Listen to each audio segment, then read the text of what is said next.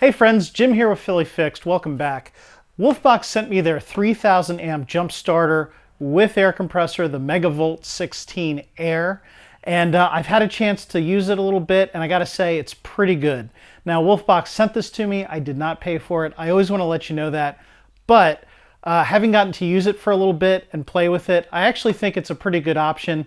If you watch other channels, they show that there's a lot of overrated, fake battery capacity products out there that just don't deliver on the promise. I really think this one does, so I thought it was worth showing to you. Okay, so with the unit here, you get this nice semi-rigid carrying case, so you can keep all the stuff together. Again, I have been using this, so everything's not packaged nicely like it was at the factory, but you have the jumper cables here. If you look at the jacket, it's 8 gauge. It might just be aluminum, but these are so short it doesn't matter. And the idea is that this jump starter is small enough you can just set it on your engine bay. You plug this into the side right here, and you can basically have it right next to your battery, so you don't need long jumper cables like the old days when you actually used another vehicle to jump your car. So when you plug the jumper cables in, it automatically turns on. Now, it turns on, and on the screen it looks like you're in inflator mode, and that's because you are. However, once you plug this in, you kind of just put this on the battery, and it knows that it's ready to jump your car. If you think your battery's really dead, you hit the boost button on here, which basically uses a capacitor to give a high immediate inrush current, which is how they can get 3000 amps out of this thing, which we'll test. But anyway, that's the jump starter cables. Then you've got the air inflator hose. I'd say this is maybe, 14 inches long. You just screw it into the top there. And I think total, if you set this on the ground, rest it against the tire, you're going to be able to reach the valve stem, even on truck tires, and even if the valve stem is up at 12 o'clock when you happen to stop and need to inflate it. You also get a selection of inflator adapters. You have a needle inflator, you have a little tip to blow up things like beach balls and rafts and stuff like that. So a nice selection of accessories there. And you do get a USB-C to USB-C cable. The USB-A port on this has Quick Charge 3.0 compatibility, and the USB-C port has Power Delivery 65 watt compatibility. I'm not sure if that's Power Delivery 2.0 or 3.0. The specifications don't state, but this thing did charge up at 55 watts when I used a Power Delivery 3.0 capable charging brick. It doesn't come with a charging brick, but it does come with the USB-C cable, and this cable was capable of doing that 55 watt charging. I've got a completely flat truck tire here. It's on the smaller side of truck tires. It's a 235/75 R15, but totally flat. You're not going to hear a hiss, I don't think, when I plug this in. Nope. You've got this button in the middle that has an M with circles, and then you've got it on the car icon, which is right now preset to 36. You got a bicycle 31. You got, motorcycle 31, bicycle at 44, basketball at 9, and then I guess just a manual mode with no settings. It's on PSI. You can change the settings from PSI to kilopascals to kilograms per cubic to square centimeter, bars, and then back to PSI using this button that says PSI in the upper left here. I'm going to set this to 30 manually because that's what this vehicle calls for. It's a project truck. Ran when parked. Don't lowball me. I know what I have. So we got it at 30, and we're just going to put this here. And we're going to see how long it takes to get this from basically 0 up to 30 psi, and it's starting to dry rot, so we're going to hope it doesn't blow out and take out my camera.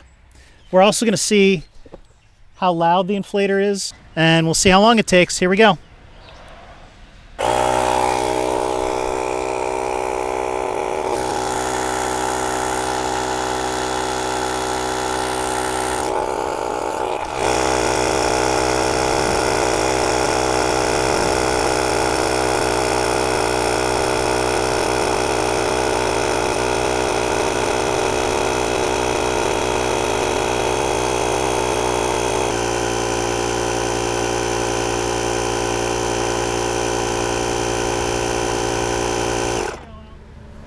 I'm guessing that took around 7 minutes, and it was about 95 decibels, 2 feet from the unit. And if you look, the battery meter shows that it's still full.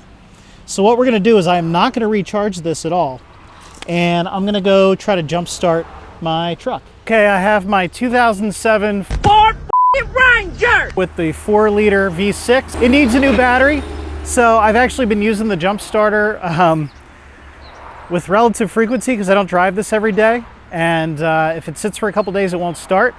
So I can tell you I've gotten like 4 or 5 jumps out of this thing, and that was what I had done when I charged it from 50%. So I didn't charge it after filling the tire. I really have no doubt that it's going to be able to jump this without being recharged. But just to show you that we can't start the truck, I'm going to try right now.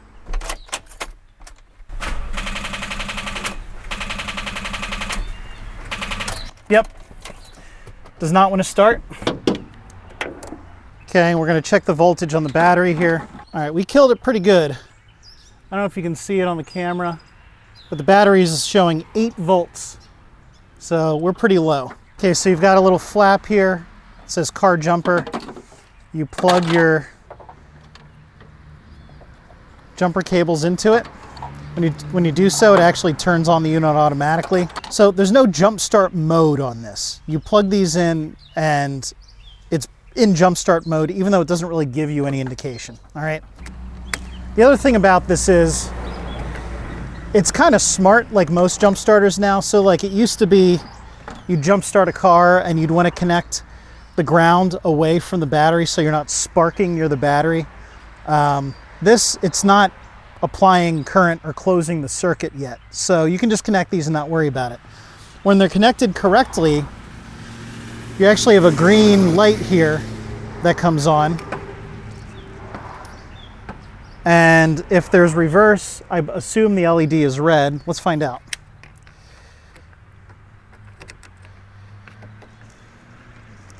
Yeah, reverse, it actually gives you a red LED.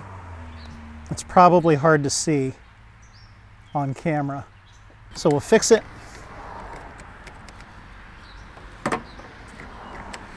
Okay, now we've got the green correct LED blinking. Now, since this is so dead, I'm gonna go and push the boost. And what that'll do, it's not blinking now, it's showing me a solid green. And what that'll do is charge up a capacitor that'll give me enough inrush current to start this thing. So I'm not gonna let it sit too long, we're just gonna go try to start it.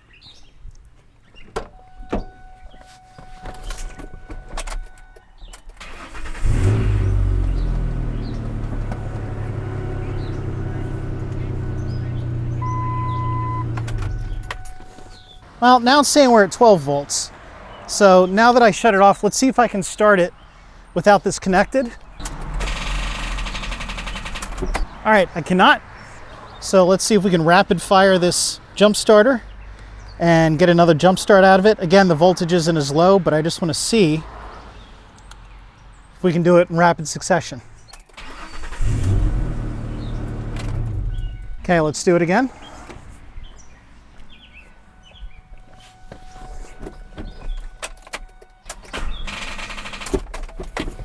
Okay, we'll go for a third jump here.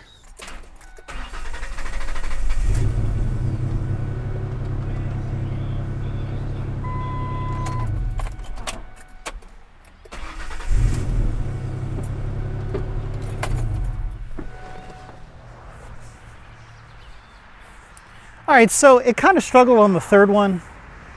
I couldn't tell you why, but we've got 2 bars of battery left, and we did 3 jump starts right in rapid succession there. Again, it wasn't as much of a challenge because even the short amount of time it ran, it boosted the voltage on the battery just a little bit. But I'm going to try to start it again with nothing connected, try to dip the battery voltage, and then I actually want to put my current meter on there to see how much current it's drawing.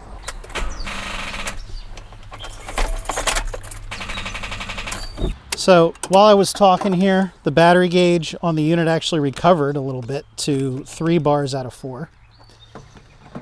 And we're gonna put it on current mode on my meter. All right, we gotta hit our boost button. Now you can see I hit the boost button, it's actually drawing 1 amp right now. But let's see how high it goes. To be honest, I'm not even sure how high this fluke meter can go, but let's just find out.